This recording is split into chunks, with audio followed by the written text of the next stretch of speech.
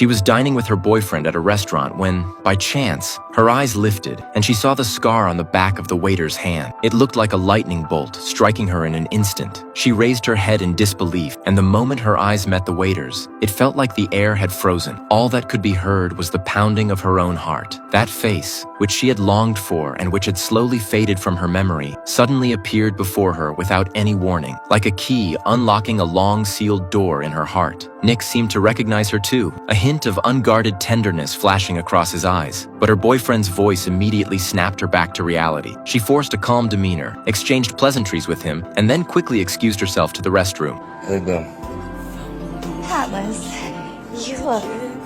Yes, you right. Oh, God. The years had passed by in the blink of an eye. Neither of them expected to reunite in such an unexpected way. When they learned that both had moved on with their lives, they both tried to appear indifferent. After a few simple words of greeting, they parted ways, even leaving without exchanging contact details. She thought everything was finally settled, but little did she know, Nick's sudden reappearance was like a stone thrown into a calm lake, and the ripples were just beginning to form. Her relationship with her boyfriend seemed to grow stronger, yet he always felt like she was a locked book, hiding secrets that he couldn't reach. Whenever he asked, all he got were evasive looks and vague answers. One day, when he questioned her about the tattoo on her chest, he saw the same reluctance and pain in her eyes. This intentional avoidance felt like a sharp thorn embedded deep in his heart. Noticing his change in mood, she tried to steer the conversation elsewhere, but just then, the burnt smell from the oven caught their attention. Her boyfriend, in a panic, rushed to grab the scorching baking tray with his bare hands. The sound of the sizzling tray hitting the ground echoed in the room, followed by the crashing of a glass panel. In that moment, time seemed to rewind to her childhood. She saw the angered face of her father, the darkness of the abusive days that had shadowed her life. Her boyfriend, frantic, reached out to help her, apologizing repeatedly. But she,